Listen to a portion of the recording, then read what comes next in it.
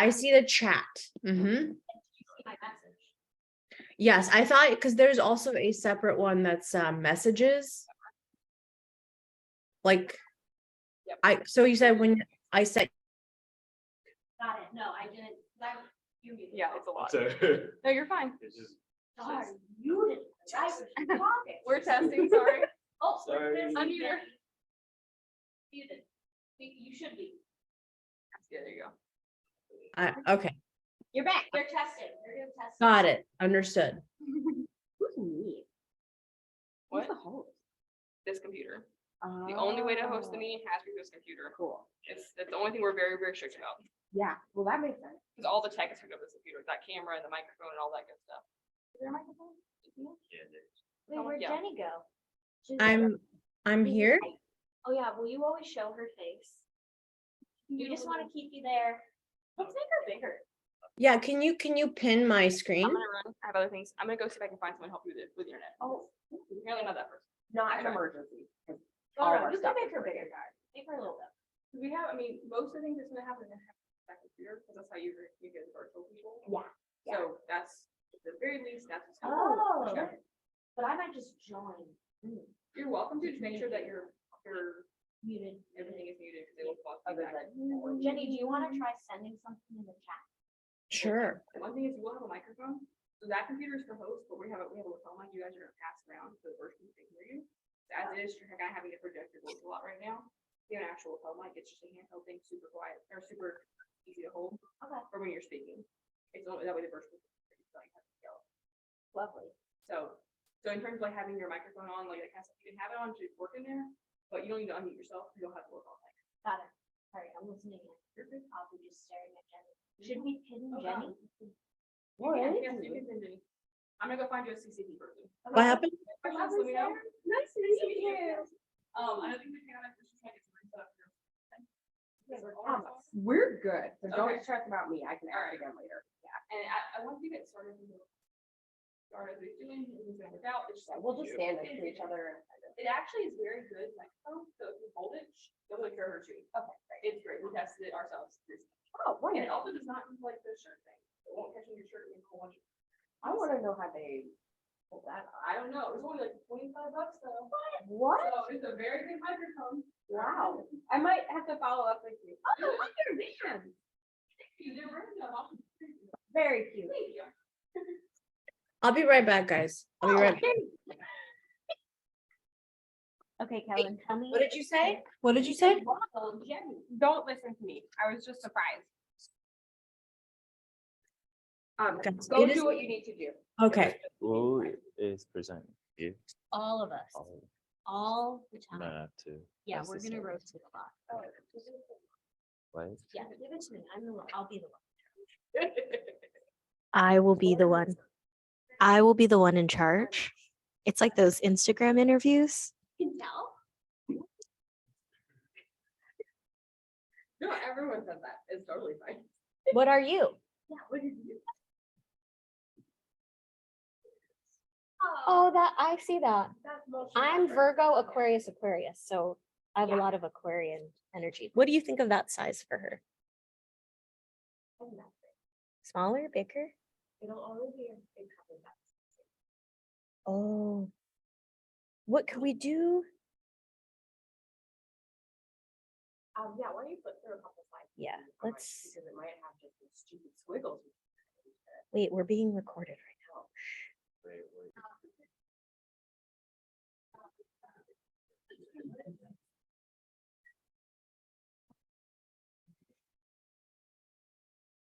It wasn't. That was, sorry.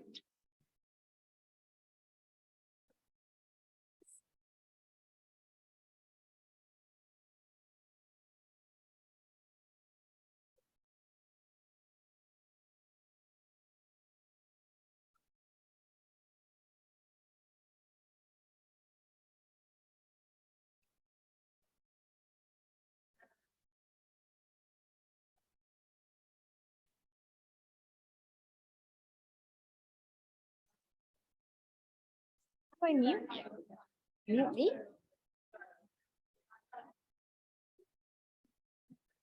Not on you.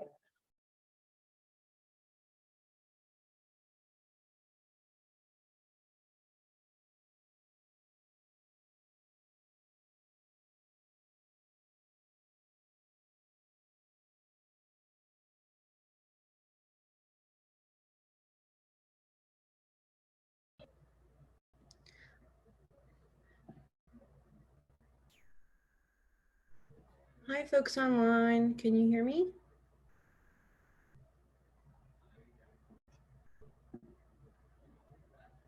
Awesome. Yeah, so if you want to share what your maps look like, you can drop a picture in the Q&A. That's a great way to do that. And you can even write a description, a written description, or anything that you might have had trouble with. That is totally fine if you're like, I'm not sure I did this right, or whatever elements you want to share. Yeah, it's a little bit tricky. The virtual component of this is a little tricky because it's hard to know if they can hear us in the room or I know I was not sure about that. So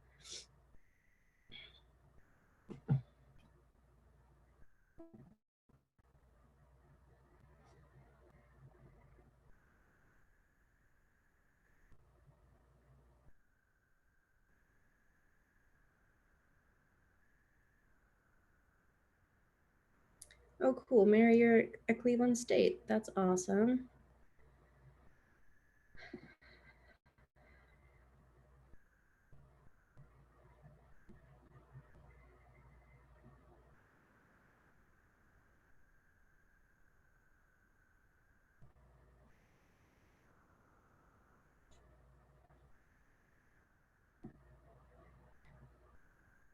Cool.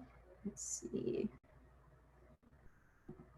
So if you do you see Mary, do you see a little camera icon right next, so the Q&A, the type of message bar, there's a little camera icon.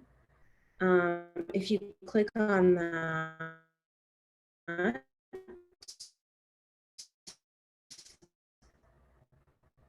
and it should pop up. You could take a screenshot of what you've sure on easy.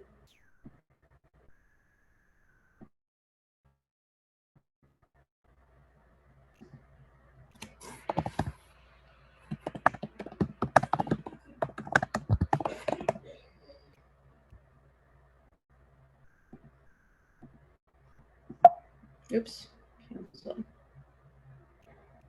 Awesome. Yeah. So Mary, you should be able to, I think, can you hear me, by the way, Mary? So you can click on that little icon of the camera. Awesome. And it should pop up your, like the Finder app, um, and you should be able to upload something to attach it onto the. I'm going to try and do it too, so you can see. So let's see.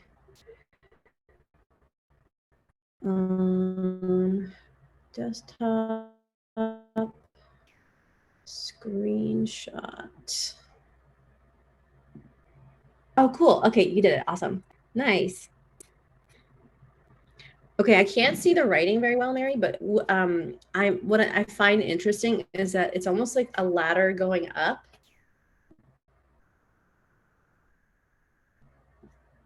Did you have a hard or an easy time doing that, or yeah?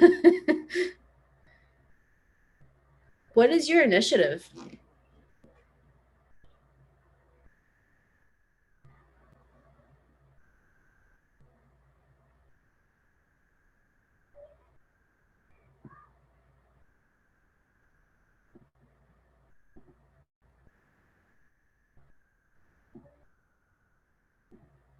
And I know that you're the director of the Writing Center and WAC program, so that is quite a lot on the plate. No. Oh, how sad. Can I ask, is there an upper division writing requirement at Cleveland State? Oh, you're kidding. No way. Oh, wow. So what, how is that even gonna work? That's crazy. Yeah, of course. I'm really sorry.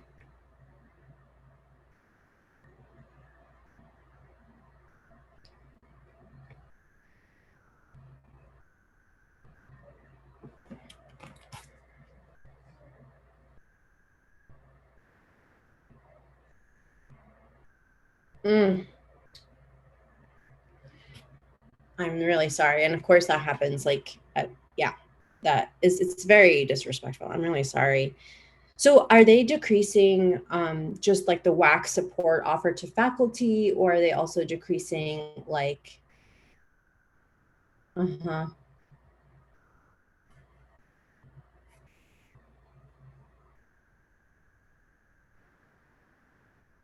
mm-hmm, yeah.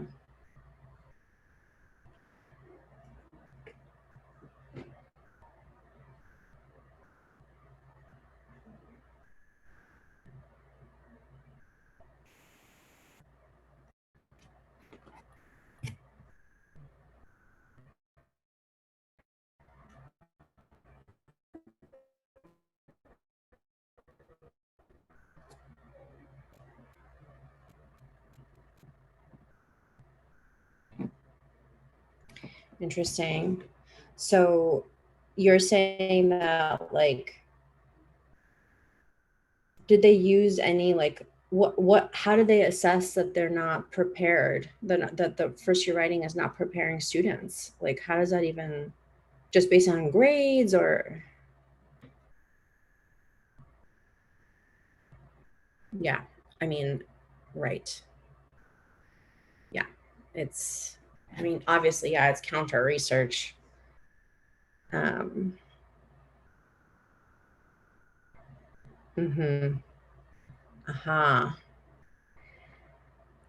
I mean, oh, that is such a terrible manifestation of a very common problem where it's like there's this disconnect between thinking like, well, students should come to college like XYZ instead of like, no, we have to teach the students we have and are getting. In if you're admitting them, you should teach the students that you actually have instead of the students you wish you had. And I'm really sorry. Yeah.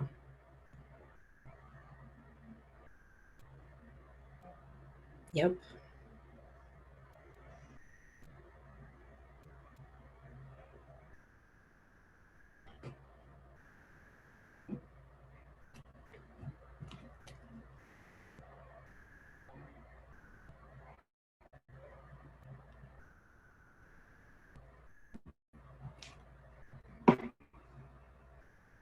Left click it.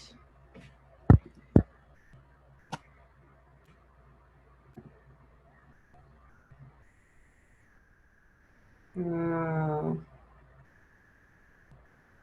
Mm. So the Writing Center provides a lot of tutorials, like, or like, yeah, and then the low enrollment. When you say low enrollment, do you mean like people in the Writing Center?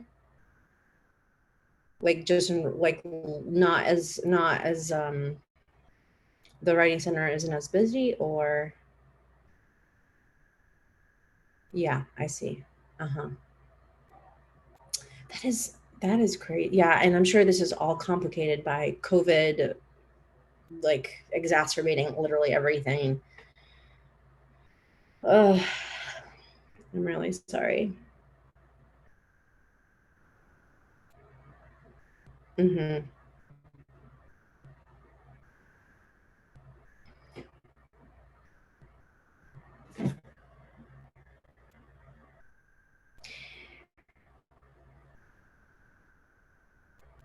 So if I'm understanding you correctly, there's So we're coming back for a full group discussion. I love that everyone's so chatty. This is great. Hello. Hi. How are you? Thank you. So we are going to share out some of the things that came up in our conversations. and then take a break. But I want to start by hearing from anyone who is attending virtually, because we haven't been able to hear from you. So if anyone wants to start us off virtually, I will make sure that we can hear you. So we shared maps. What kind of came up? Did you see similarities, differences? Did sharing kind of make your campus ecology come to life in a way that you hadn't felt that way when you were doing it on your own? Did you notice things missing? Do you just want to say hello? That is all fine, but we're going to take about 10 minutes to share out as a full group, and I hand things over to online attendees first and foremost. Is there anyone in the virtual group that wants to share? Mary and I were having a conversation in the Q&A chat, but is there anyone else that wants to share just in terms of how mapping this worked for you guys? We're doing it virtually is definitely trickier, so I understand.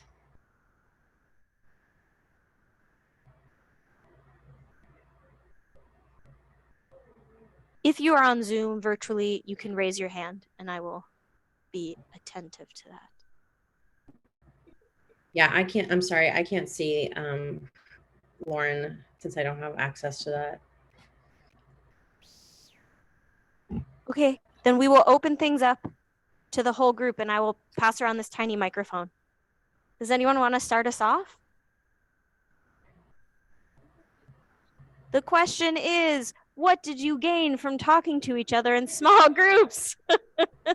You can share your initiative. You can share how your campus ecology came to life a little bit, or you added some more dimensions. Maybe you realize some things that are on some people's maps will not be on yours, or things that were on their maps you want to add to yours. So that is the loaded question. Thank you. Microphone. I think something that I realize I'm coming into my initiative as developing a writing program from scratch. There is no existing structure for a writing program, and there are those in a lot of people's, which I feel I'm like, oh, I wish I had some kind of something that I could latch onto. I'm at an institution with really high turnover, at an institute, which I'm sure a lot of us share. A lot of turnover, a lot of administrative turnover, no real leadership within the last 5 years that I've been there, but also really no writing culture. And I feel I'm envious of institutions that already have writing culture sort of embedded into general education, or have a first year writing program, or a really lively English department. So I'm sort of feeling lost in that. And I'm not really sure what to do with that. But so I'm hopefully going to learn from all of you over the next few days how I can best get the buy-in from my institution, that I can remain aligned with my university's Catholic mission, but also develop a sustainable program that, hopefully when I move on, can remain, can thrive, essentially, and support a culture of writing that has not existed, or that has, at least in the 5 years I've been at the institution, has not existed, and really change the vibe of the faculty who are there, who really resort to, these students are different than they were 10 years ago. These students are not prepared for college. These students can't write a sentence. These students can't read. These students da. But try to shift that thinking, and how can we support students who obviously are a different population than they were 10 years ago? I don't know. That's where I'm at. Does anyone want to add onto that? I'm hearing like overwhelm. I'm hearing maybe seeing other people's maps can make you despondent, despair will make you despair. Yeah, and that's difficult, because it's like, I want that. And so seeing a map can also be we'll get to this in the second half, which is like, well, how do we come up with language for these things? So maybe the maps actually become things you present to people, like see, not to be like Miss Pollyanna fix it, but other people feeling similar things, maybe a little overwhelmed or feeling like a lack of structure that want to share. I'm seeing head nods.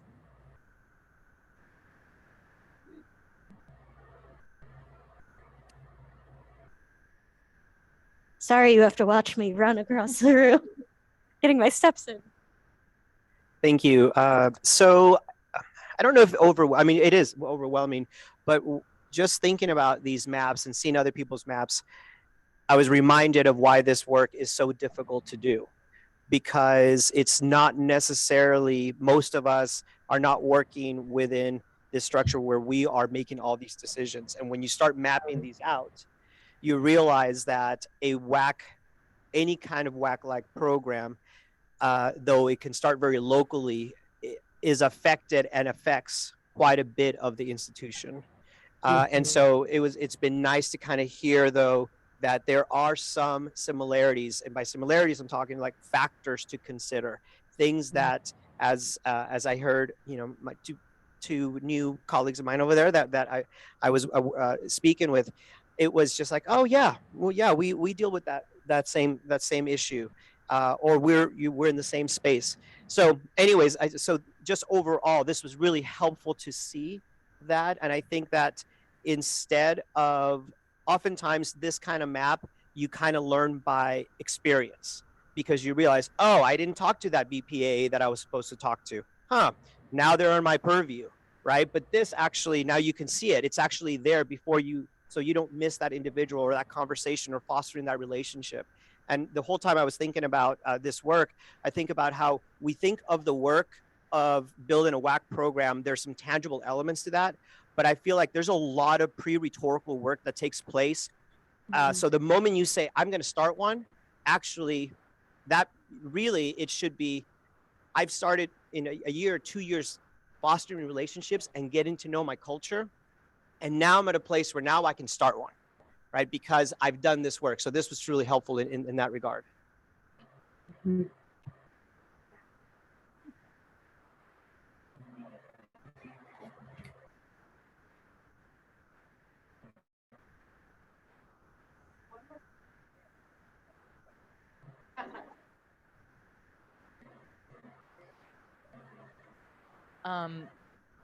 I think one thing that I took from our conversation was I'm really interested in the affective part of the conversation, which is not a lens that I've really actively brought to this work before, because even though I think our maps actually had a lot in common, the vibes were different. And so it's really helpful to illuminate, oh, those people are potential resources that, you know, see things similarly to the way we see them, and these groups aren't, and that isn't consistent across institutions. So I thought that was a really interesting part of the conversation. Awesome. And if affect is not your thing, it's ideologies, right? It's cultures are good words too, that we might all have presidents, provosts, we might have similar institutional structures because we're all in academia and they're kind of like, you know, they reproduce each other. But the vibes and energy amongst people and the people you feel comfortable, and you, like you're different, like we're all different. And like, so that brings difference to the work too. But as Kellen promised, one more person spoke, so we get a break. What? Oh, and Jenny has something to say. Oh man, Jenny. Leave because, can you hear me? Yes, yes. Okay, so I have to leave because we're, like I said, we're like traveling and my baby can't stop crying. I'm traveling with obviously my family, and I have a 4-month-old and he just is very kind of under the weather right now. So I'm really sorry. I was hoping to talk to you about assessment, but it'll have to be, feel free to contact me through email. I'm happy to chat about any assessment models for like a mature WAC program. So good luck, everyone. Have a wonderful conference. Jenny. Bye. Thank you. Okay. So we'll take solid 10, come back at 2, And we will add some rhetorical discursive language and just some more layers to our maps.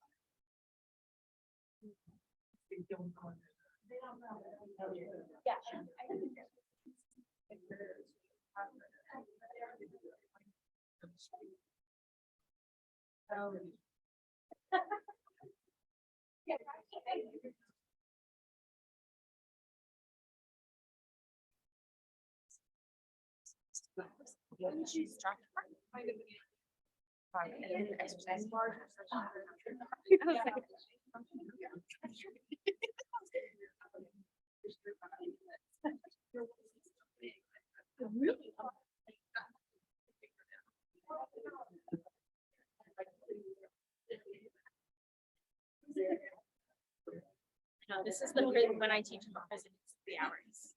And no breaks, and no food, and no computer, and no phone. And in the prison. No, I know. That's like after I teach, I like sit and I'm like. And they're like super engaged. So you have to be like very engaged.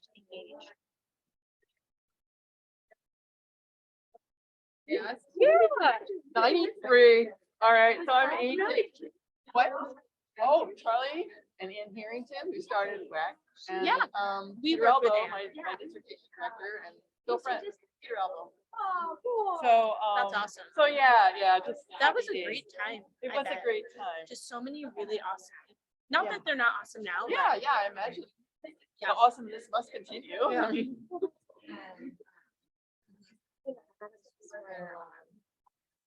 Okay, I have excellent. Yeah. All that.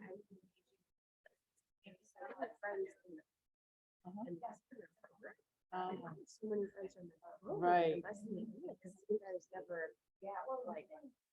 You never need to go beyond your program because it was so good, right? Yeah. And And I I still did it- remember coming with my grad school buddies to like see and Mhm. stuff, and we'd always be where the UMass. Yeah, it's What's funny yours how out? it feels that way. Yeah. And then you go somewhere else and you're like, what? Yeah. And it'd be funny, like, well, you asked. Yeah, We've yeah. all talked I had about to learn not to say that Yes, anymore. like when we graduated, it was like, we all were like, Yeah, you have to recognize how different, every program is so different. Yeah. But when you're at UMass for so long and it's such a well-oiled machine and right. it's so researched by like huge names in the field, it's like, it was I think everyone, when they got their first job was like, why do you Yeah. look like this? Yeah. With what?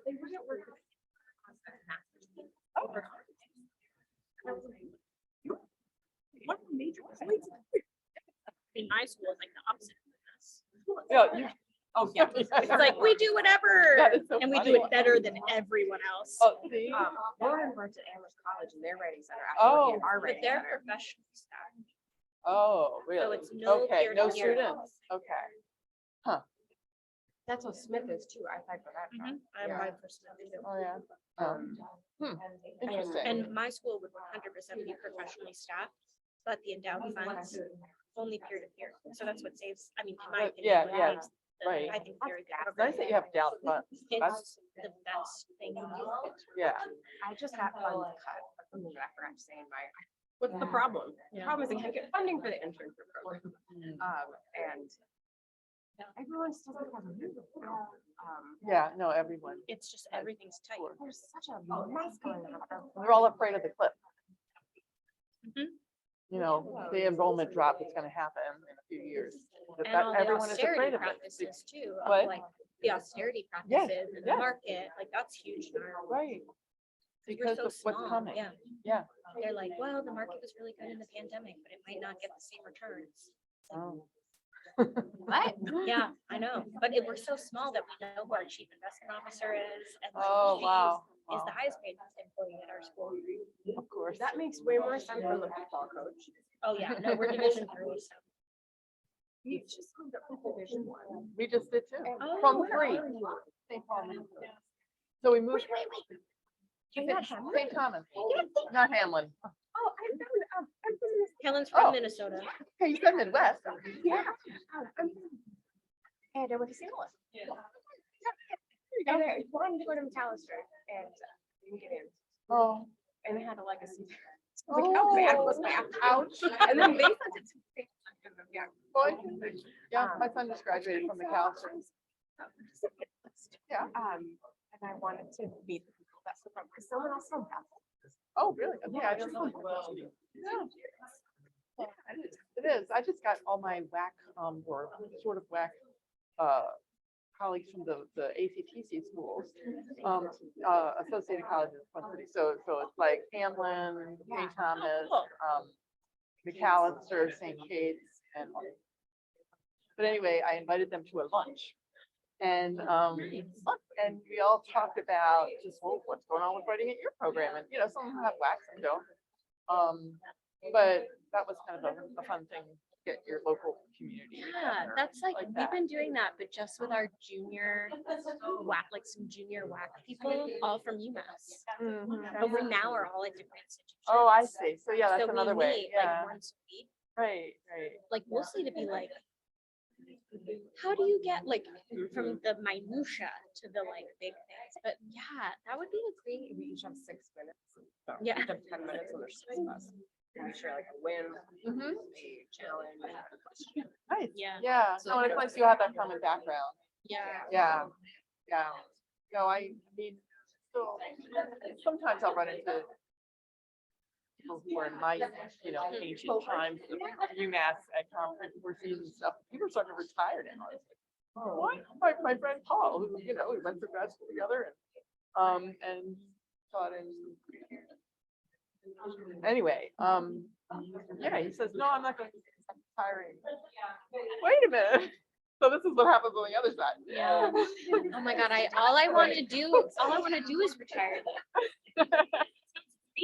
Oh, but anyways, it's nice to see you now. Very happy. Yeah, our other she just is not here right now, Oh, but okay. he also And Leisha. and Leisha, yeah, so we have like a nice little Yes. union of sorts. She works very Oh, that's so good. My WAC advisory committee. I love WAC. it. That's like always the key thing, is to have that group of people from all the different disciplines who are, if I didn't have them.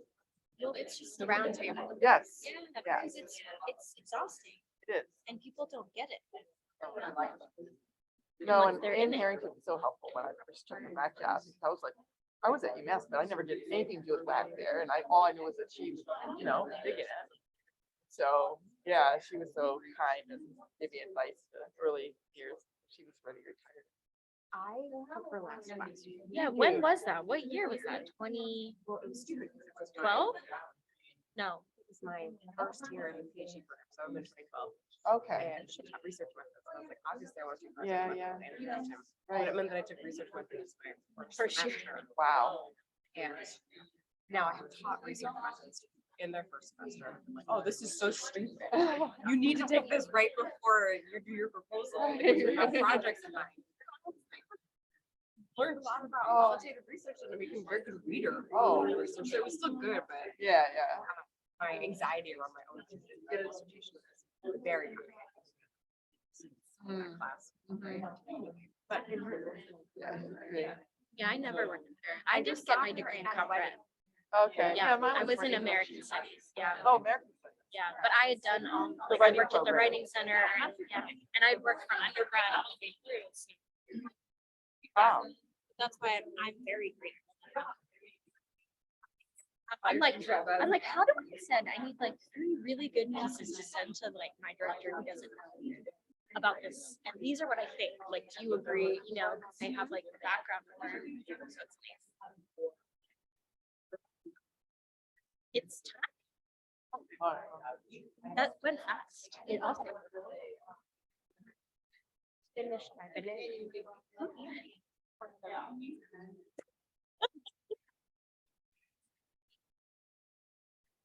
Great.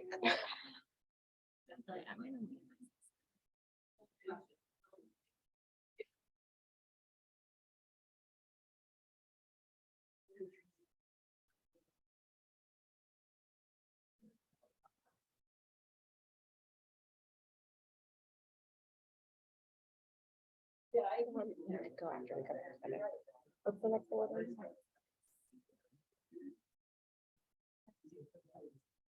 Oh, are we gonna do 10 minutes for one, 10 minutes for another? Something else we need to figure out on this.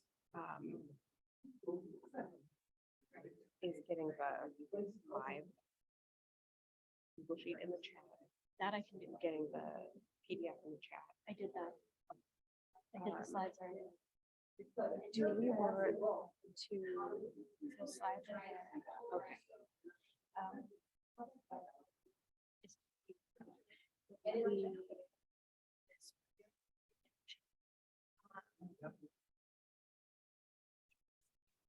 Can we do agendas?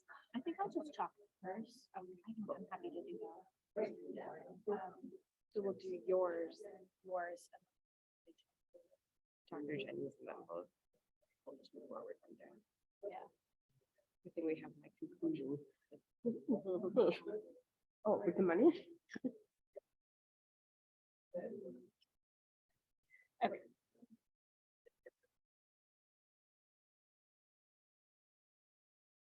Oh, we never did our breakdown slide.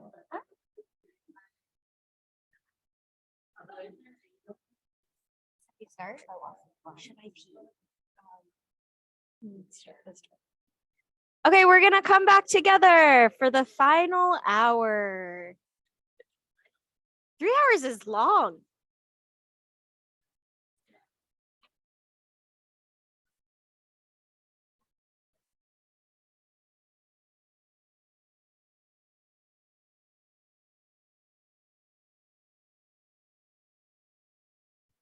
Okay, are we ready? We're coming back together. Let's do Back to this. the map. Back to the maps. We're gonna feel so complicated and overwhelmed. So many feelings. Okay, so the first half of the workshop was really coming up with what we think are our basic maps. Believe it or not, they're basics. So we are each now the two of us, and then we'll quickly go over some of Jenny's, because I actually think assessment is a really good way into these maps. So yes, we're adding layers, but we're also maybe giving you glasses to put on and really focusing on one element. So we have lots of different people and partners and vibes and energy on these maps, which can feel very overwhelming. So we are each going to talk about the 3 things that we really centered in thinking about our campus ecologies for these initiatives. So again, the grounding part is the initiative or the problem, and then our approach to that, which is now the layer that we're gonna give you. So I will begin, and mine is intellectual collaborators. Kellen will then talk about resourcing, and Jenny was gonna talk about assessment, and we will kind of bring you through assessment a little bit, even without her, sadly. So intellectual collaborators. We have this closed captioning here, but so as I told you, my school is an open curriculum school. Curriculum is very, very guarded by faculty. They will vote things down if they think the president is getting cheeky and getting donors to donate into colleges without faculty support. Like, they really love their curriculum, but we don't have a writing curriculum. So again, my problem was I felt like my student staff, the undergrads, were doing a lot of teaching and they were undergrad student staff who can do a lot of amazing work. But again, I felt we're super burdened with the weight of a non-writing program. So I went to the first year seminars, I created these in-class workshops, and we are now in only year 2 of them. So very new, there's nothing to quite assess yet, besides that the numbers and interests are there. So again, the problem was like, where are students even thinking about writing and languaging and their relationship to that? Like, where does that happen on campus? How does it happen? Who's facilitating it? Who's participating in it besides the writing center and our writing workshop? So for me, the concept that was really grounding for how to do this in-class writing workshop program, which I had a lot of ideas about. I was like, oh, I want the students to teach because then everyone's learning from each other and we're kind of like going against the traditional hierarchies and the students love that. But for a campus ecology like mine at Wesleyan, small liberal arts college, I realized that the importance of funding, facilitating, staffing, publicizing, I never turned my timer on, and sustaining any sort of program that was co-curricular. That, right, like we're not at a place where we can be curricular yet. That will take a giant vote and a lot of steps and years to get to anything curricular. So something co-curricular would have to be fostered through this idea of an intellectual collaborator. So I encountered this idea when I was reading this new WAC book, WAC at 50. It's very, very new. And they use the term intellectual partnership. I'll tell you why I prefer collaborator over partnership. But this was in a chapter by University of Denver's staff. They're writing about their in-class writing workshop model, which is really, really great. And so these authors are talking about intellectual partnerships. This comes from David R. Russell and Michael Carter, is who they're citing there. And they use this term, intellectual partnership, to describe the intellectually engaging work of realizing that writing is not just the skill that is isolated from disciplinary knowledge or knowledge production more generally. So the goal of the WID and WAC professionals that were working on this concept of intellectual partnership is to engage faculty colleagues in a quote two-way learning process. So I think it's interesting it's two-way, but three-way, more way. But where your writing program administrator or whatever you want to call yourself can learn about your faculty partner's approach to writing, that the conversations that you have with them or don't have with them or with their students, you can kind of hear in meeting with them, you get to understand their approach, what they're talking about, how they're talking about it, and the assumptions and expectations that they have about writing. And so that happens in partnership and it happens in dialogue. And importantly, it happens in preparing a workshop and scheduling a workshop and booking a room for a workshop and explaining that your undergrad writing tutors are capable, trained, and ready to run the workshop. And then when they sit in the room and watch an undergrad student teach their class, right? Like this is the moment where these intellectual partnerships emerge for these scholars. And so not only is there a lot of learning happening, hence the intellectual part, but the hope is that there's consciousness raising so that the work of writing becomes visible, and people that you work with see that it is a process, it is a practice, it is not just this like add-on that can happen. So the goal of these partnerships, according to both Russell and Carter, is that faculty don't see us asking them to be writing teachers, like, hey, you should become a writing teacher, you need to teach writing, but instead realize that it's actually their responsibility for teaching the ways of knowing and doing in their fields. And that extends to writing. So the knowing and doing that feels so tied to a discipline is part and parcel of the writing work that is happening. So I loved that concept. It really spoke to how I have to engage with my faculty and the only hope I have for running something successful that is co-curricular. I need faculty buy-in to ever reach students, which are those were the people I wanted to reach. Yes. So in this chapter, the University of Denver folks engaged in this kind of intellectual partnership. They offered these in-class writing workshops. They worked very closely with faculty. This is not my model. I sort of offer 7 workshops and we can tweak them a little bit, but that's because it's just me. So I don't have time to tweak every workshop to every class. I just don't. These colleagues do, which is amazing. So they ran this program, very successful, and then they did an assessment project on it. And from their assessing of these in-class workshops, they actually found out, this is how they categorized it, which I think can be really helpful for your map, is like labeling some of the people or places or orientations toward writing with these terms. So when they studied their work, they identified 3 different kinds of partnerships. There were service seekers, there were status quo seekers, and there were knowledge seekers. So the service seekers were people who were like, writing is important, right? So this is something you can mark on the map. This is just an exercise to do as I speak. So these service seekers were like, writing is important.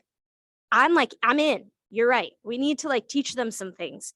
And so you will service me in that teaching, and I will request an in-class writing workshop every semester forever.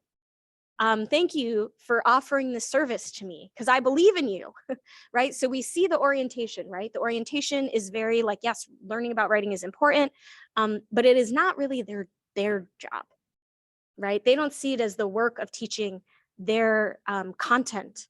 They don't see writing as central to the teaching of content, right? Many of us already know that that is what is central to the teaching of content.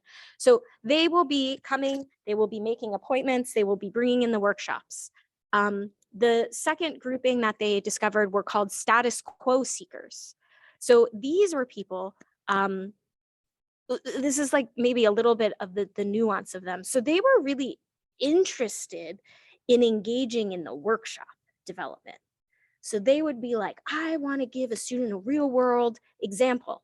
They need to learn how to write grants because that is what they're going to do when they leave, right? So they're definitely like understanding, they're intellectually engaged in their teaching, right? They're like, I don't want to just assign the same old assignments. I want to do something that makes sense, that we would say, right, has some sort of element of like genre understanding and discourse understanding. They might not.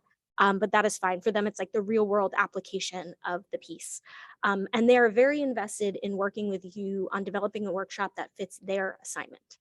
So they want to maintain their status quo, right? So whatever their intellectual investment is in their teaching, they want to maintain that, and you get to help them maintain that.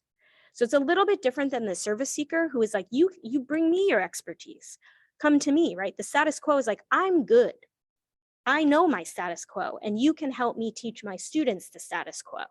But there's not a lot of changing happening, right? So you're starting to see how partnership, this is why I don't like the word, it's very static, right? No one is necessarily changing. So the service seeker brings you, static writing person, in to be the writing person, whatever that is, right? The status quo person is like, I am this, help me maintain this and make sure my students can get to that status quo.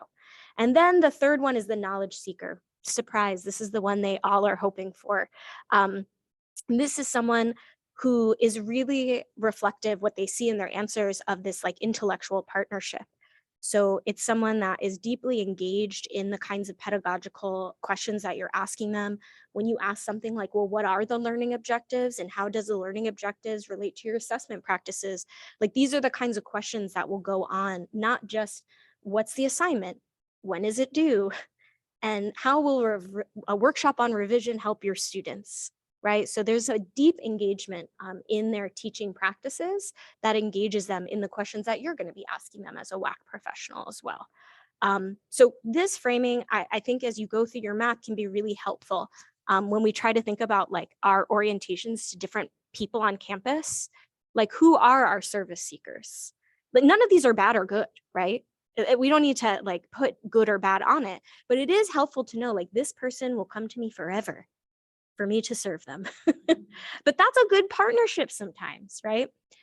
Who is the status quo? Who is the knowledge seeker? And really the closed caption is hiding this a little bit, but like, how stable are these orientations, right? Like if you push someone a little bit in a different orientation. So for example, I have a dear friend who is a service seeker, and I'm like, I am very tired.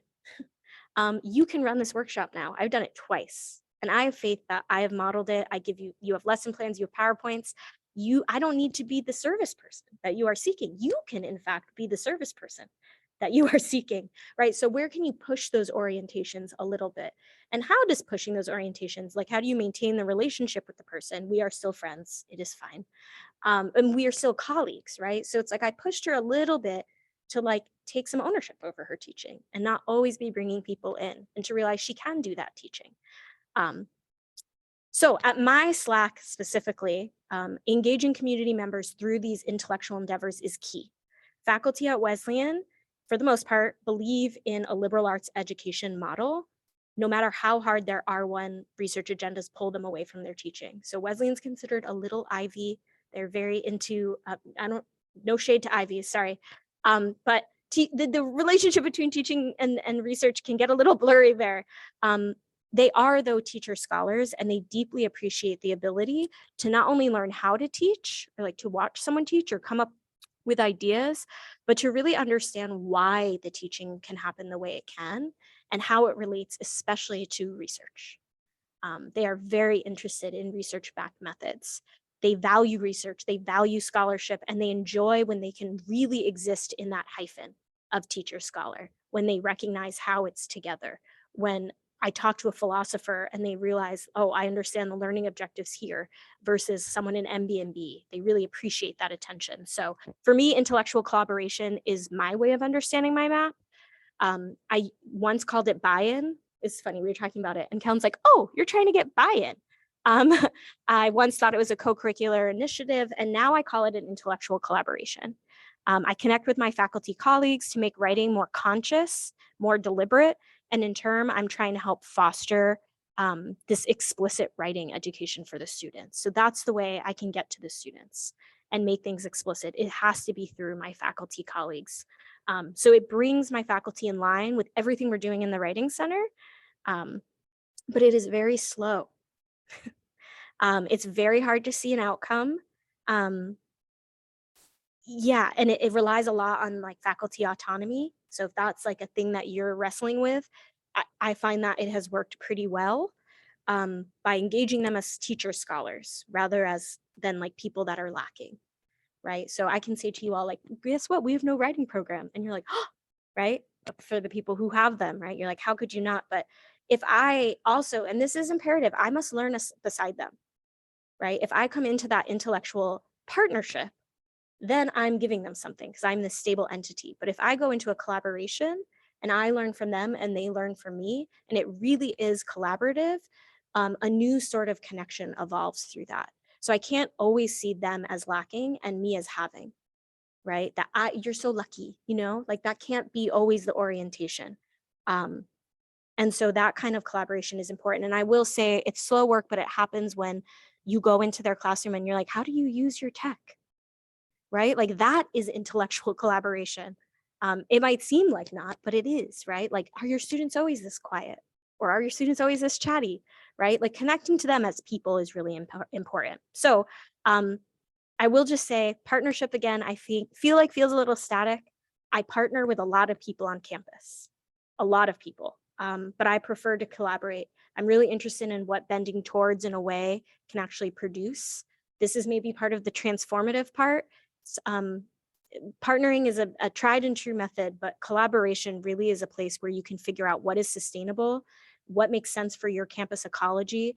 And sustainability is also burning down fires, to sustain, or burning down forests to sustain forests, right? So sometimes we have to destroy things to maintain them. And when we remain static and stable and partnering, we sometimes uphold institutions, ideologies that maybe need to be burned down. So that what should be growing can grow. So that is just a little bit about intellectual collaborators. Well, I have back to my maps. My colleagues laugh because this is how all of my work looks.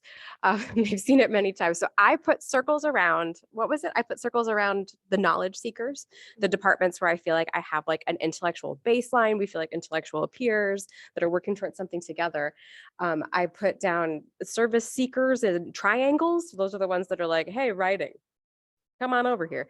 And then the only square I have is in my own department because it feels like they're like, yeah, go do your thing, but I'm going to fund it with what I want to do. And it's just very confusing. And so going through and looking at all of these different things is really helpful because I also was like, I don't know about first year tracks. I don't know about the graduate school. That's one of my next steps you'll hear about in a second. I feel pretty confident in the honors college, but we haven't collaborated much. So it was a really nice filter to think through and just adding that final layer of it that Lauren said, are any of these things to burn down? Are any of these things to maybe not invest in?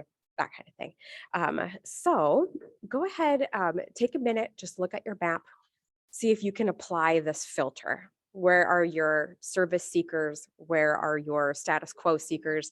Where are your knowledge seekers?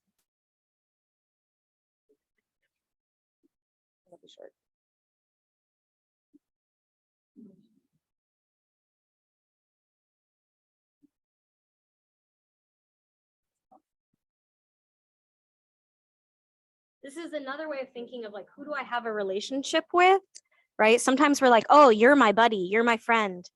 I have a power player in the dean's office, and that's good. This is just a different way of thinking about those relationships. My power player just left. Yeah. Sad.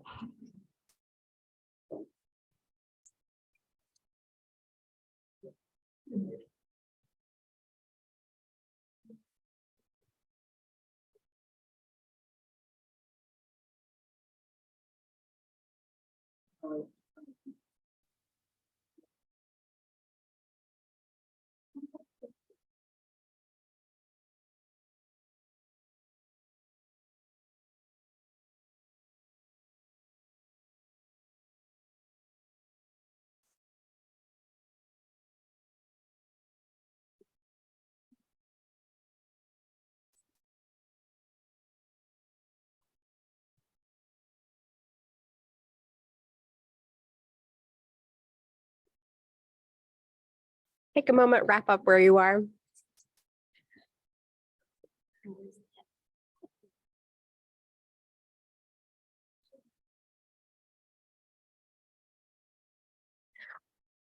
So I didn't say this explicitly when it was my turn to give you my case study, but it was probably pretty obvious. And that is the big problem that I have is getting my program funded, getting my internship, my paid internship program funded. Do you want me to go back a slide? I see some faces. Does anyone want me to go back? Okay, cool. And the slides are in Whova. So if you need to go back, you always can. Yeah, I'm having a lot of trouble finding funding for this program. There is funding called faculty-led initiatives, and it would have gone up to $4,000, which is exactly what I calculated needing, but they didn't fund it. Oh, so what I said was, I don't need the money to pay the interns. I need the money for my time outside my job to develop this program and run it. And if I can do this pilot, if I can get funding to get this pilot going, hopefully I can integrate it into my 10 hours a week at the Writing Center and make it, sustainable. And they wrote back, this sounds like faculty development. And what this funding source does is it funds guest speakers to come into classes. And later I learned that it's more associated with a course. And the whole point of what I'm doing is to detach the training from a course. And so it's navigating all of these things. So this is your resource map. On your map, you're going to mark 3 things: your funding sources. Where does your money come from? 2, the funding, I have 4 funding sources. It's very confusing, and I don't have access to any of the bank accounts or any of I can't see what's in there. But I know that I have some lines that go directly to my undergraduate tutors, just like you do. So with this initiative that you're thinking about, where can you take money from within your existing funding sources? And then where's the other money on campus? Because we know there's other money on campus. So wait. This is I'm distinguished by color. So if you can't see colors, I'm sure this doesn't make much sense anyway at this point. So the green sources are the blue is where I get my money from the College of Humanities and from Lit Lang. I also get it from USF. So that's yellow, the student service fees, what all the undergraduates pay. That's where I get all of my funding that's dedicated to undergraduate tutors. So that's yellow because it's for the initiative. So it's the only yellow dollar that I have on there because that's the only thing that's earmarked for something like that. The green dollars are all of the things that I haven't tapped into. So one of my ideas is, if you notice, I have a huge grad population that I serve, but the graduate school isn't giving me anything. Only Chesa, which has graduate students, but not very many. And so I don't know what it means to do something like this, but I can say, hey, my funding just got cut. I'm going to cut all of the programming we do for departments that don't fund us because I can't offer you free services anymore. And maybe then I can generate the measly $4,000 I need to get this program going. So that's what this is the big thing that as I was building this exercise that we've been doing for this whole workshop, how on earth do I figure out how to talk to these people? And how on earth do I figure out other places to go? Athletics definitely has money. The Honors College also definitely has money. There are other places. Oh, the library has money. Like there are places I can go. I just haven't thought to go there yet. And I haven't had time to go there yet. And so this is my resourcing. Oh, and then the big thing to think about once you have your resources on the map is, okay, so where's the money? And then what affective layer does it lay on top of? Or what ideological layer does it lay on top of? Because that's what I have to say. That's how I have to speak. That's how I have to position myself. And so in what ways do I need to do that? And how do I need to make those connections? So yeah, money plus ideology plus affect. So like, how does the Honors College? Yeah, what do I have to say to them? Yeah, so how do you have enough understanding of their, and you can think of it like car salesman, sure, but it's also about addressing the audience and it's about the culture. That's why this is pre-rhetorical work. Yeah. You can come into a place and try to change the conversation.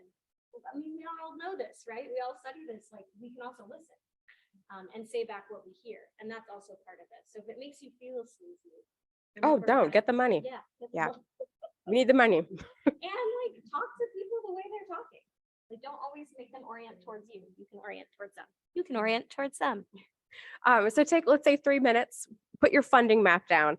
The categories are where your funding source is currently coming from, which ones of those sources are earmarked for the initiative you're thinking about, and where's the other money? I'll put 3 minutes on the clock. Yeah. But someone might. Someone has it.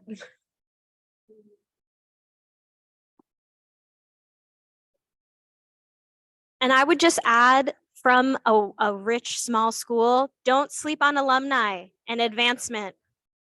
You can mission talk to advancement. People like buildings at certain schools. Not mine, but I don't have a building or an office, but.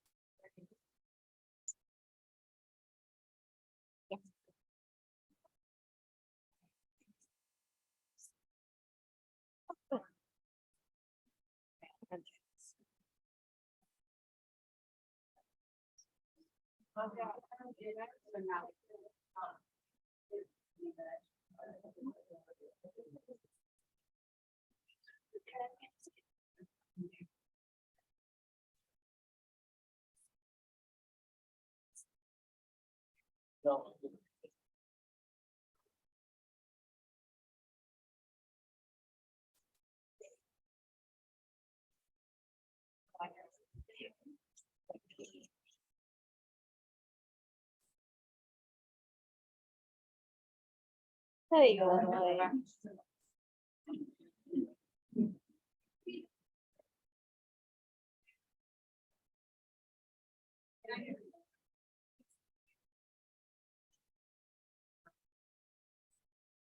And we might review like, okay, contract.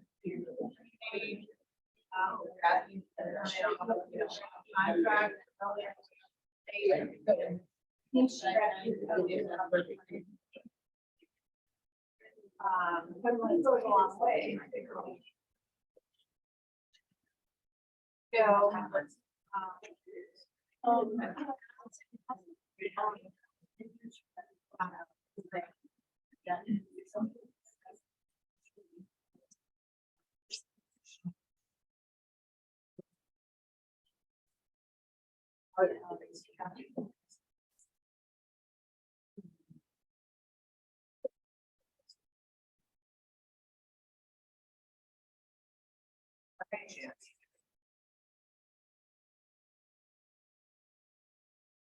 So,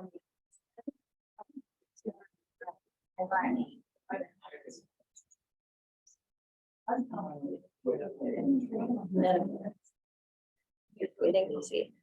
Oh, but that didn't.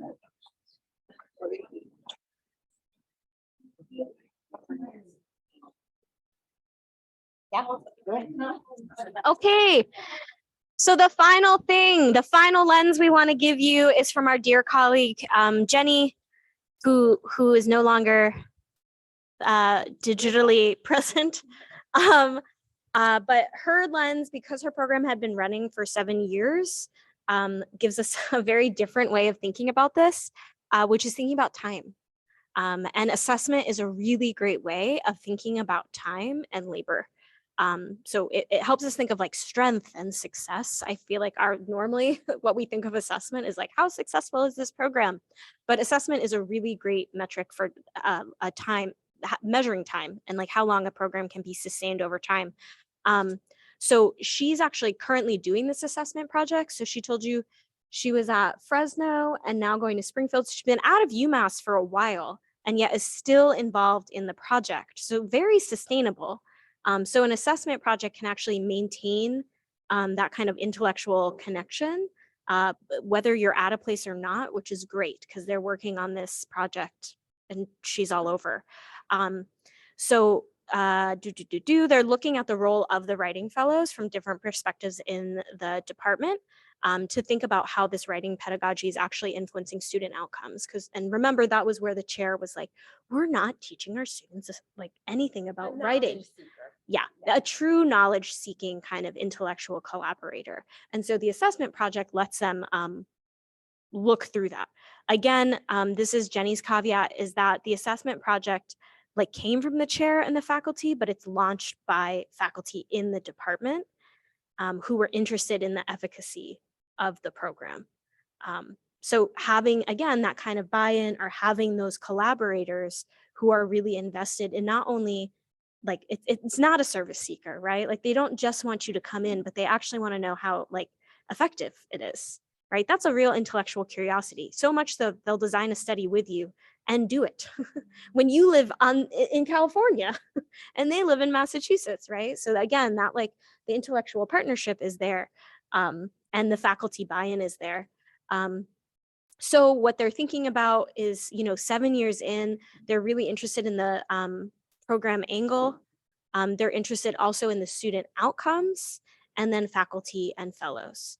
So they're assessing program, they're assessing student outcomes, and they're assessing the faculty fellow perspective, so kind of staffing, right? The givers, the institutional structures, and the receivers is another way of thinking about that. And a big part of this assessment project is like, is this replicable? We might even think, is this scalable, right? Like, can it maneuver outside of the BMB major? And if so, then we think of funding sources, right? We think of stakeholders, we think of other places with different kinds of writing cultures, and how could this be replicated there? So Kellen's gonna talk a bit about this. I forced myself to do all of the things because we're asking you to do them. And because my program is right at the beginning, it doesn't exist. I don't know, but I do know that assessment forms will help me argue for its sustainability. And I do know that assessment forms will help me argue for, getting more funding towards it. One of the things I've noticed with the upper admin in student affairs is that all of the WC Online data that I pull and talk about is very persuasive and makes me very credible. And so that's as far as my assessment kind of has gone, besides my institutional effectiveness reports and things like that. And so when I was pitched with this question, if you're in the same sort of position I am with something that doesn't exist yet, how can I map time and change? How can I map where this is going? That kind of thing. And we don't have Jenny's exercise, so we'll just push us forward. But you can I think the big question that assessment brings ecologically is time and change. It might be that you have 2 maps, then 3 maps. It might be that you have, you've done it in an Excel spreadsheet. You have a very different brain than me, and you have different sheets. It might be different colors layered on top of each other. And then as you do it, what has that taught you? And I would just say there's a good amount of people here who are starting things. This is a really good way of saying, like, here's the 3-year plan, the 5-year plan, the 10-year plan. We need funding for 10 years, right? Because that is actually how we like create a program, could maybe even just take 3 years just to get something running, right? Then to feel like it's stable enough to start studying can take about 5 years. Then to study it takes time, right? So to give people these initiatives and to map it through the lens of assessment is to actually start mapping your initiatives. And this can really help with overwhelm too, is like, years 1 through 3, I work with this part of my map. Work through years 3 through 5 is when I start thinking, because remember, Jenny's 7 years in and now is thinking about one other department. Yeah. Right? Many of us are thinking, how do we serve every student on the college campus, right? How do we work with every faculty member in every department? Well, this is a different way. Think about something a little bit more smaller. And assessment is a really great way that a lot of our people on campus understand. We get assessed. We have reaccreditation, right? There are some things we do have to double check what we do. So that can be a really helpful way of putting forth kind of like a mindset around program development, especially for those of us at the very beginning. So we are nearing the end. So we are going to turn it back to you. We're going to do some writing. Now that you have thought about intellectual collaborators, those 3 different kinds, you have thought about resourcing, money you have, money you don't have, money that you think exists, and assessment, where you've thought about some time and what could change over time. We want you to just reflect a little bit, let some of that knowledge solidify on paper. So we're gonna have you just free write for 5 minutes. What parts of these layering were easier or harder for you to draw? Are the harder areas worth exploring? Like, what is your relationship to them? Maybe you hate asking for money. That's a very real orientation, right? What are your relationship with the easier parts? Maybe you don't like a lot of people you work with. That seems common too. So like the intellectual collaborators might not be your thing, right? Maybe you want to be more of a service seeker, right? It's about your orientation. And then did one or more of the layers reshape the map in a noteworthy way? Did suddenly you felt really overwhelmed, but then when you thought assessment, oh my gosh, the map just like, I have direction. Well, I think something too to watch with the map is we often start with ourselves in the center or at the top. And as you build out the map, did you move away from the center? Yeah. And so like, which it's not, doesn't matter, like, did you move to the left or the right, but I think that's a really helpful, what can you follow in that direction? Do you want to be putting more energy in the direction that the map built, that you built the map? Yeah. So go ahead, how much time did you put on the clock? 5? Yeah, take 5 minutes, work through these questions, and then we'll go out another couple of layers in our reflection, and then we'll wrap up.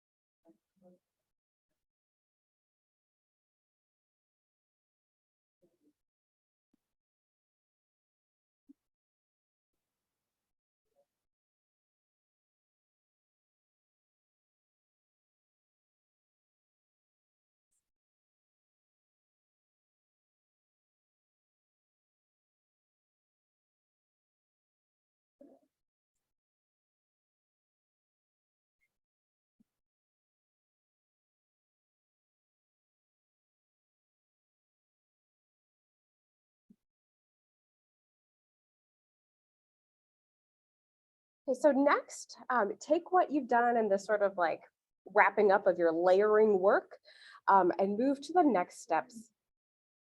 Move to the next steps worksheet.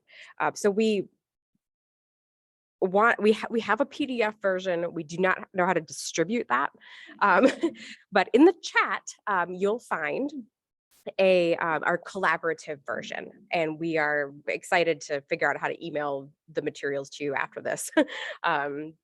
I'm sure the app will track attendance and things like that. So the next two steps in this, it's sort of a big document with lots of like, here's other stuff you can do with your map, knowing that we would be exhausted at this point. So it's more, this is more of like a peruse, see where you want to go with this. And so the first big section is the rhetorical mapping, the sort of pre-rhetorical work. Now that you've laid these layers and you can see where your partners are, you can see where your money is, or your collaborators are, you can see where your money is, and you can see the affective and ideological layers there. What do you want to do with that? And then very importantly, especially for, I don't know, all of us in this room, mapping your own context. What do you want to do? And I've spent so much time preparing for this conference, and it is but a slice of, like, this work is but a slice of my job, and it's so easy for me to invest so much in it, and I'm going to lose my job if I do that. And so go through your context and really ask yourself, okay, this is my initiative, but does it fit with my actual, like, yes, I have a ton of WAC goals for my WAC program, but if I step back and look at everything else, is this sustainable for me? So the collaborative worksheet, you can answer in the document, you can answer just thinking by yourself. We know people have projects at all of these different stages. So the questions, only stick to the questions that are relevant to you as you're thinking. And then what we'll do next is we'll take 5 minutes here and then do a last share with your neighbors. And then I think we can head out from there.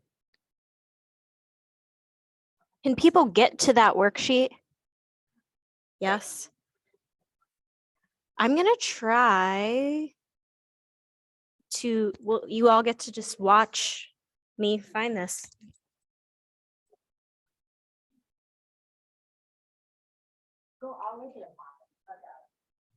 Who are you? I want to be you. I want to be me.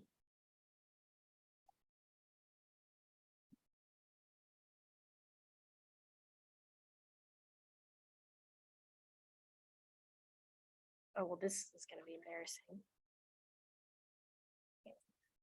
No, but do I remember it?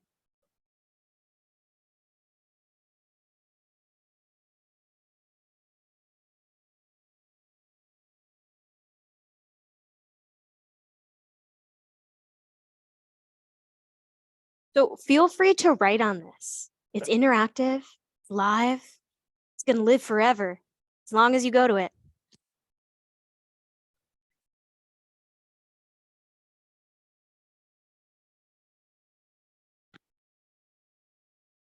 Ay, ay, ay. It's me.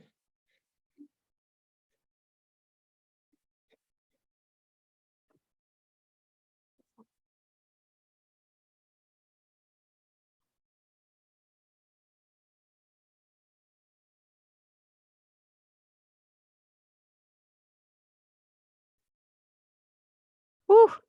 We did it. I did it. You got to watch. Look at all of you anonymous animals.